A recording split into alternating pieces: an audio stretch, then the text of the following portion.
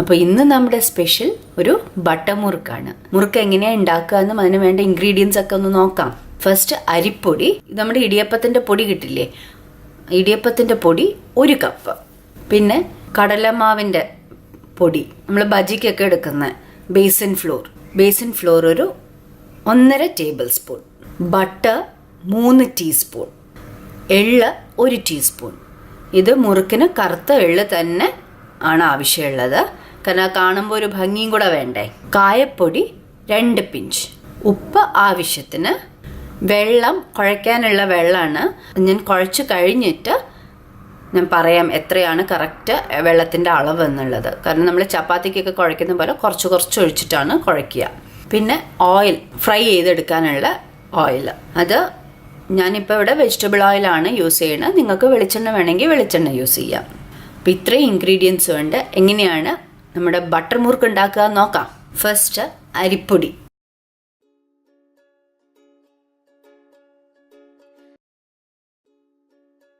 Butter unsalted ബട്ടറാണ് വേണ്ടത്. അഥവാ salted butter ആണെങ്കിൽ ഉപ്പിടുമ്പോൾ ഒന്ന് ശ്രദ്ധിക്കണം.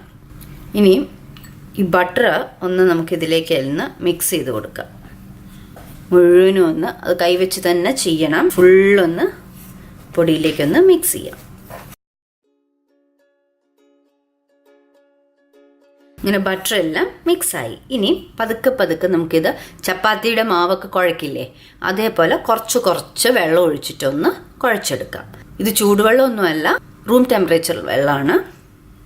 കുറച്ചെടുത്തിട്ട്, അധികം ആവരുത്, കാരണം വെള്ളം കൂടിയാൽ കഴിഞ്ഞാൽ പിന്നെ എണ്ണ പിടിക്കും. അതേപോലെ ബട്ടർ ഇടുമ്പം കുറച്ച് ബട്ടറിൻ്റെ ടേസ്റ്റ് കൂടുതൽ ഇരുന്നോട്ടെ എന്നും പറഞ്ഞിട്ട് ക്വാണ്ടിറ്റി കൂട്ടരുത്, എന്നാലും എണ്ണ പിടിക്കും അതിനകത്ത്. അപ്പം മുറുക്ക് മുഴുവനും ഒരു എണ്ണമയത്തിൽ ഇങ്ങനെ ഇരിക്കും.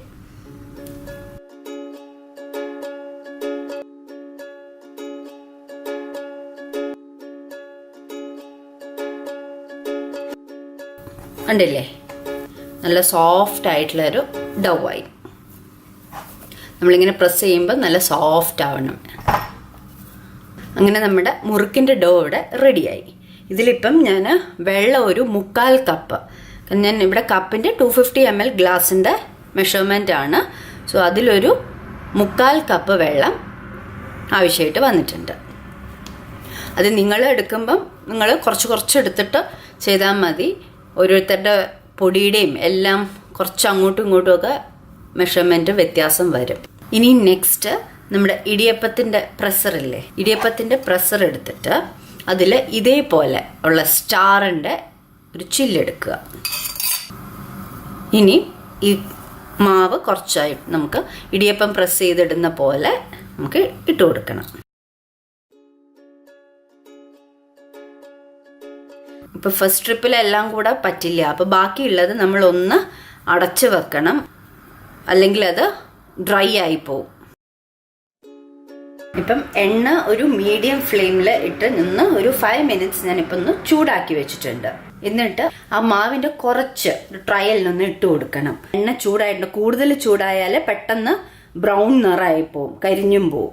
കണ്ടില്ലേ, അപ്പം എണ്ണ ചൂടായിട്ടുണ്ട്. ഇനി ഇത് മീഡിയം ഫ്ലെയിമിൽ ഇട്ടിട്ട് വേണം നമുക്ക് ഫ്രൈ ചെയ്യാനായിട്ട്.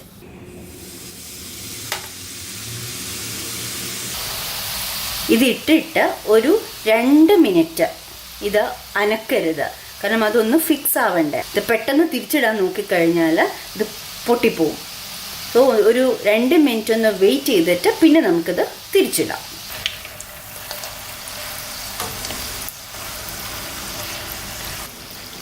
ഇത് പെട്ടെന്ന് ആവാൻ വേണ്ടി ആരും ഹൈ ഫ്ലെയിമിൽ ഇടരുത്, കുറച്ച് സമയം എടുത്ത് തന്നെ നമുക്കിത് ഫ്രൈ ചെയ്തെടുക്കണം. ഇത് ചൂട് കൂടുകയാണോ എന്ന് തോന്നുകയാണെങ്കിൽ ജസ്റ്റ് ഫ്ലെയിം ഒന്ന് കുറച്ച് കൊടുത്തിട്ട് കുറച്ച് കഴിയുമ്പോൾ നമുക്ക് പിന്നെയും മീഡിയം ഫ്ലെയിമിലേക്ക് ഇടാം.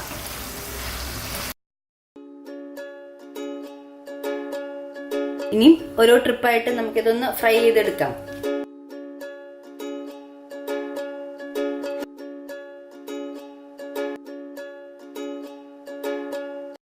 അങ്ങനെ നമ്മുടെ ദീപാവലി സ്പെഷ്യൽ ബട്ടർ മുറുക്ക് ഇവിടെ റെഡിയായി. ഇതിപ്പോൾ ഫ്രൈ ചെയ്തിട്ട് നമ്മളൊരു ബട്ടർ പേപ്പറിലോ ടിഷ്യൂലോ ഒക്കെ എണ്ണ പോകാനായിട്ട് വെച്ചു.